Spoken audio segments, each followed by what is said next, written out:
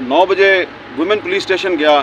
وہاں پہ میں نے دیکھا تو وہ جو عورتیں اور بچے تھے ان کو زبردستی گھسیٹ کے بس میں ڈال رہے تھے.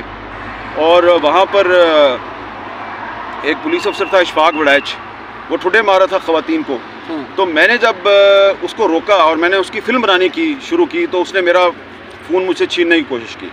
تو اس پہ ظاہری بات ہے میری اس کے ساتھ تلخ کلامی ہوئی, اس نے میرے ساتھ بدتمیزی کی. پھر میں نے دوبارہ فواد حسن فواد کو فون کیا اور میں نے فواد صاحب سے کہا کہ یہ ادھر چیخو پکار سن لیں, کسی عورت کو رہا نہیں کیا انہوں نے, کسی بچے کو رہا نہیں کیا, یہ ان کو زبردستی بس میں ڈال کے اور کہیں لے جانا چاہ رہے ہیں. تو انہوں نے کہا اچھا. اور اس دوران میں دوبارہ جو ہے وہی جو پولیس افسر ہے اس نے دوبارہ جو ہے وہ میرے سے بدتمیزی شروع کر دی. تو وہاں پہ پھر human rights commission of Pakistan کے چیئرمین اسد اقبال بٹ صاحب, وہ بزرگ آدمی ہیں, وہ بھی تھے وہاں پہ. وہ اس بس کے سامنے کرسی ڈال کے بیٹھ گئے. انہوں نے کہا کہ تم اب میری لاش سے ہی گزرو گے. تو پولیس نے ان کے ساتھ بھی بدتمیزی کی, ان کو بھی ہٹا دیا. یہ ساری تفصیل جو ہے وہ ان کو بتائی ہے کورٹ کو. تو اس کے بعد جو آئی جی صاحب ہیں انہوں نے میرے سے تو معذرت کر لی, لیکن مسئلہ یہ ہے کہ انہوں نے کل بھی وہاں پہ غلط بیانی کی, آج بھی انہوں نے غلط بیانی کی کہ جی وہ عورتیں جو ہیں وہ اپنی مرضی سے کہیں جا رہی تھیں, جبکہ وہاں پہ ابھی کورٹ میں وکلا نے اور میرے سمیت کئی وٹنسز نے یہ بتایا کہ جی وہ ابھی بھی ان کی کسٹڈی میں ہیں. تو جھوٹ بولا جا رہا ہے. اور پاکستان کے کیپٹل اسلام آباد میں اگر بلوچستان کی خواتین اور بچے جو ہیں وہ فیڈریشن کے ساتھ امید لگا کے آئے ہیں کہ ہمیں انصاف ملے گا, تو فیڈریشن نے کیا کیا ہے کہ ان کو ڈپورٹ کر دیا ہے. اب آپ خود بتائیں مجھے, یہ میرا سوال ہے ریاست پاکستان سے, ڈپورٹ کس کو کیا جاتا ہے؟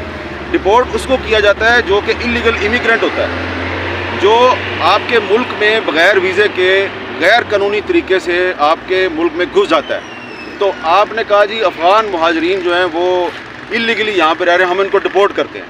تو کل آپ افغان مہاجرین کو ڈپورٹ کر رہے تھے, اب آپ بلوچوں کو اسلام آباد سے ڈپورٹ کر رہے ہیں. تو اس کا مطلب یہ ہے کہ جو ریاست پاکستان ہے اس نے بلوچوں کو یہ میسج دیا ہے کہ بلوچستان ایک علیحدہ ملک ہے, اور اگر کبھی آپ نے دوبارہ اسلام آباد آنا ہے تو آئی جی اسلام آباد سے پوچھ کے آنا, ورنہ ہم تمہیں ڈپورٹ کر دیں گے.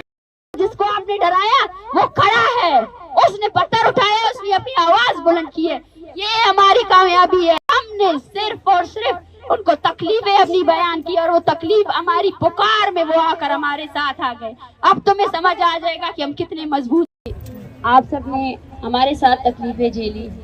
آج کیونکہ جو لوگ ہمارے استقبال کے لیے آنے والے تھے, جو ہماری طاقت تھے, جن سے ہمیں امیدیں تھی, ان میں سے زیادہ تر تعداد گرفتار ہے, اور 14 ایسے افراد ہیں جن کے ابھی تک ویئر اباؤٹس معلوم نہیں ہوئے کہ وہ کہاں ہیں, ان کو کہاں رکھا گیا ہے.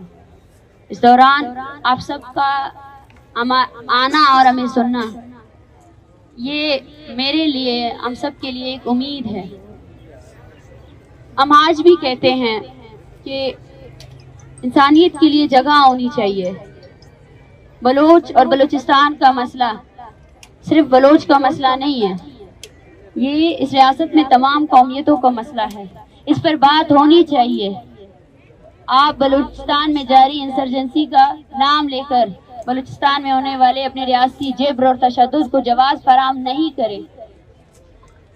یہ تحریک, کیونکہ میں ایک بیک گراؤنڈ ضرور دینا چاہوں گی, مسئلہ یہ ہے کہ ہمیں کبھی سنا ہی نہیں گیا. مسئلہ یہ ہے کہ آج تک پنجاب میں بلوچستان کے بارے میں ایک ہی چیز مشہور ہے کہ بلوچستان کے ظالم سردار ہے اور یہ بلوچی ہیں, بس اور کچھ نہیں. مجھے افسوس ہوتا ہے کہ ہمارا ایجوکیشن سسٹم جو اس ریاست نے بنایا ہوا ہے, جس کے تحت ہمیں اتنا کرپٹ کیا گیا ہے کہ ہم ایک دوسرے کے متعلق کچھ نہیں جانتے ہیں. ہمارے اندر سیاسی شعور بیداری ہے ہی نہیں. سب لوگ جو ہے نا ایک مجمع کی طرح جو ہے نا, کبھی اس کی طرف جو جاتے ہیں, کبھی اس کی طرف, جھوٹے وعدوں کی طرح جو ہے نا ہم لوگوں کو پسایا ہوا ہے. لیکن بلوچستان وہ سرزمین ہے جہاں پہ ہمیشہ سے حقیقی بنیادی سیاست ہوئی ہے. 1 یونٹ کو توڑنے کی سیاست بلوچستان کی سرزمین سے ہوئی. 1 یونٹ اور صوبوں کی بحالی کی سیاست بلوچستان سے ہوئی. جو سول ڈیموکریسی کی تحریک آج پاکستان میں کہیں نہیں ہے, وہ بلوچستان میں ہی شروع ہوئی تھی. لیکن بلوچ نے اس وقت جان لیا تھا کہ جب تک یہاں کے ادارے اختیاردار نہیں ہوں گے, جب تک وہ اختیار نہیں رکھیں گے کہ انسانی حقوق کی پامالیوں پر ان کو جواب دے سکے, تب تک حل نہیں ہو سکتا. وہ رویہ جو ریاست बलोच के साथ कर रही है, जो आप लोगों ने देखा, वो उसका मेरे ख्याल से 0.5% भी नहीं है। हमें डर लगता है कि अगर हमने वो कहानियां आप सब लोगों के सामने रखी तो आप सब लोग शायद वो सुन नहीं सकेंगे जो हमने बर्दाश्त किए हैं। प्यारे नाजरीन, ये थे सीनियर सहाफ़ी हामिद मीर साहब, जो बलूचिस्तान ख़वातीन के हक़ में आवाज़ बुलंद कर रहे थे। इस मार्च का नाम है बलूचिस्तान यकजहती मार्च।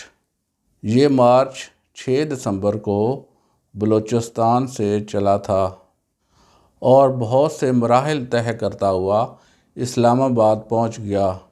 ये मार्च ज़्यादातर ख़वातीन पर मुश्तमिल है।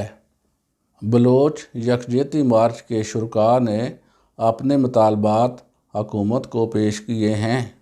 बलूचिस्तान का मसला बहुत पुराना है, ये आज का मसला नहीं है। बलूचिस्तान के मसाइल के ज़िम्मेदारान वहाँ के बलोच सरदार भी हैं, वहाँ के वडेरे भी हैं, सिर्फ़ इस्लामाबाद नहीं है।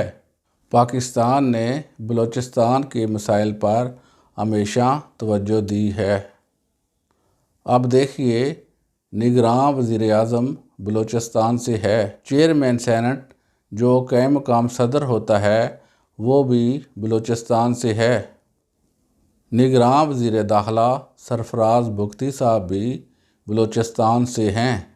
निगरान वज़ीर दाखिला क्योंकि इलेक्शन कंटेस्ट करना चाहते थे, इसलिए उन्होंने चंद रोज़ पहले अपना रिज़ाइन दे दिया है।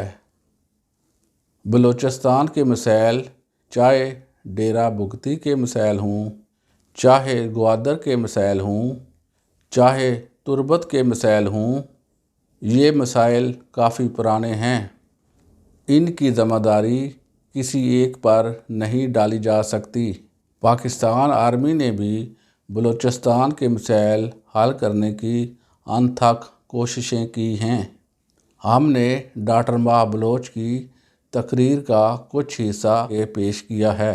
हमारी दुआ है कि बलूचिस्तान के तमाम मसाइल हल हो जाएं और पुरअमन तरीके से हल हो जाएं और पाकिस्तान तरक्की की राह पर गामज़न हो जाए। पाकिस्तान पाइंदाबाद।